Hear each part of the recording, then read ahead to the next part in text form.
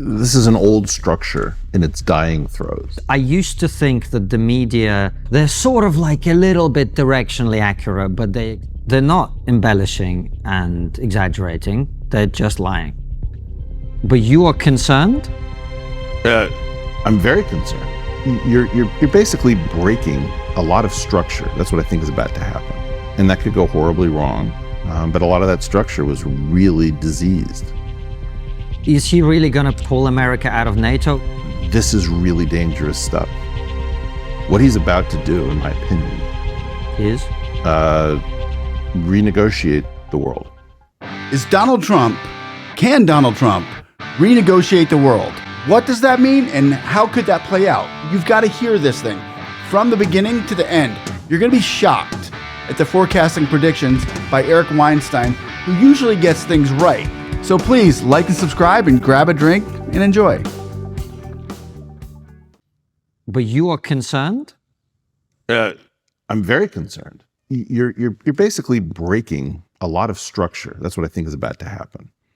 And that could go horribly wrong. But a lot of that structure was really diseased. Do you agree with the system of governance that we have in this world today? Let me know down below.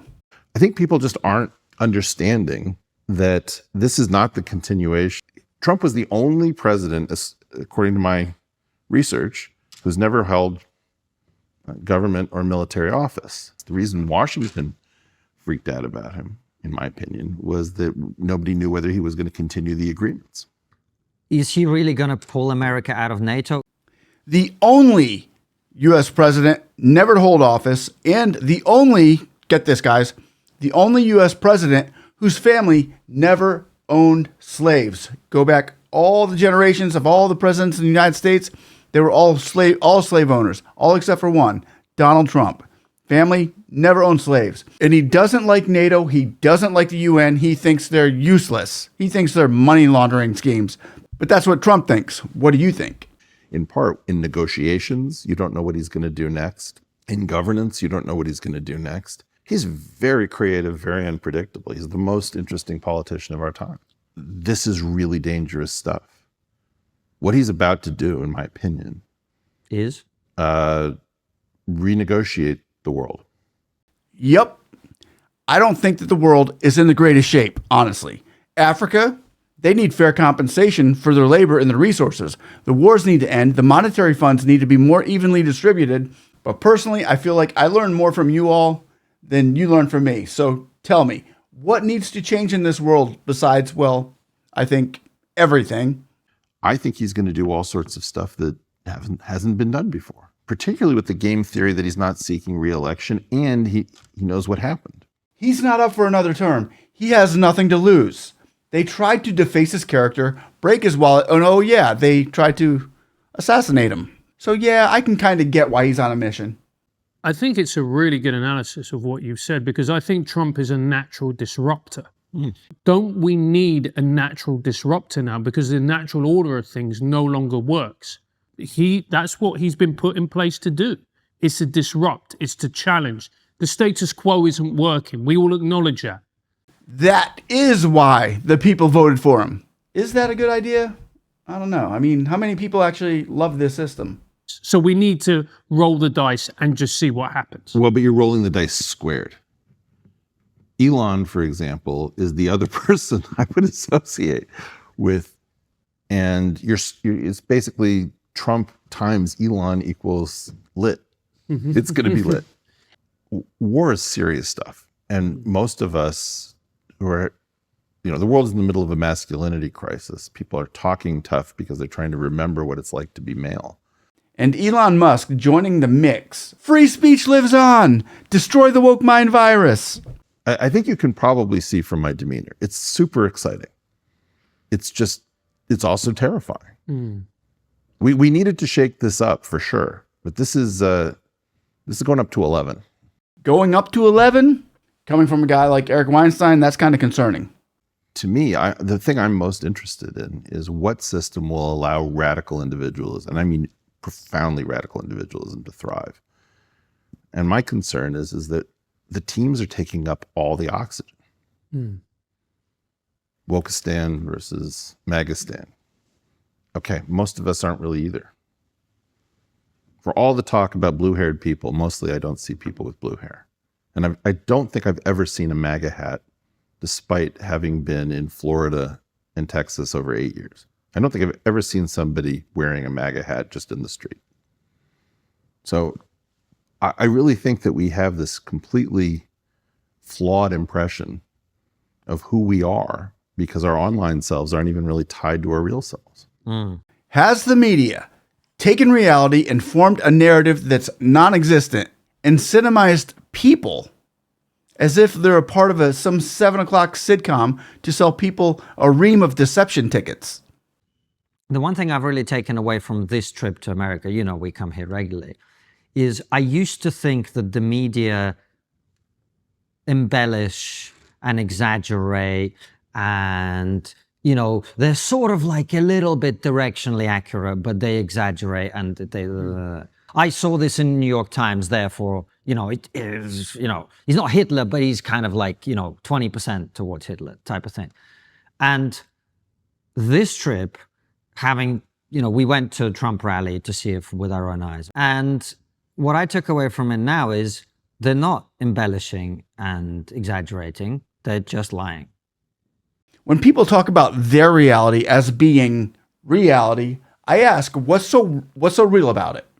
What's your reality when you drove home 70 miles in a car, sitting behind a glass, not feeling the wind, not hearing the sounds on the road or the engines next to you while you're singing a fairy tale love song that's playing on the radio and dreaming of winning the lottery so your life can be perfect? Your reality is not my reality, and my reality is not your reality. We can only subscribe or unsubscribe to one's realities or idea of reality as we find out through unforgiving aspects of nature that put us in unknowing situations. We can't circumvent with our ideologies of 100% fact or 100% falsehood from somebody else's reality. I say to each his own, with their own picture, in their own movie, in their own scenes, from their own reality lens. That's fine. But don't put that word in a box for bureaucrats to decide what it is, really. We've seen their vision and their version of it with snapshots and war and mayhem and division and strife for the masses, which seems to be the only time that they're really ever happy is when that stuff is going on. No, thank you. Check, please. I'm going to go to another show. They're not embellishing and exaggerating, they're just lying. So it's not just bots on social media and people on Twitter, it's the entire information space that is completely distorted. They're maxing out. This is an old structure in its dying throes. Right. And so, you know, as the old advertisement goes, what are you saving the Shivas for? There's a point where you liquidate whatever you have left because you're losing. Yeah, the lying isn't working as well. The lying isn't working either. I wonder why. Maybe because our own life stories don't reflect the spinning narratives and falsehoods. Maybe the regular people in their cell phones and social media gives a more accurate picture of what real life looks like because it's authentic. I don't know. But you do. Let me know what you think. Yeah, the lying isn't working as well. In particular, you know, I think Elon used Trump getting shot and the actual bravery to say, oh, perfect moment to jump out of the Democratic Party because at least we know that was authentic, right? And then the idea is that you have these preference cascades, and Timur Kuran's theory of how you foment a revolution is that you get brave people like Elon to say, this I believe, you know, and then the question is there a slow clap of the next person, and does the slow claps spread? Is this how it happened? Fight, fight, fight. I would argue, Eric, that it's impossible to be a bricklayer and be woke, because to be woke is to be disconnected from reality, and to be a bricklayer is to be very much grounded in reality. I agree. And so in general, most of the point I was trying to make. Sorry, Eric. That's all right. The way I saw it is that these people, by and large, were America's secret brain trust. And they're not having it because there's no reason. Now, if you take that and you compare that to the very highly educated. One of the arguments that the Democratic Party likes to make is, all the people with master's degrees and PhDs and JDs and MDs vote for us. And the answer is because you're an interest structure. I can see that. The Democrats say the smart people vote for us. Yes, they say that. But one reason I believe the Democrats have gotten those votes, and let me know if you agree or not, it's because the universities and job fields that the students they get put into jobs that are among those places being more Democrat. And it's the only way now that they're accepted into those groups. I mean, the United States saw a major shift in the Black and Spanish and Asian votes in people this year in America. And those voters were saying, we can't do this no more. We're not doing this Democrat thing no more. It's just, I'm taking the one that I like the best, the one that makes more sense in the policies to me. I mean, but the Democrat mindset for minorities, that's over. So is that system breaking? Because you're an interest structure.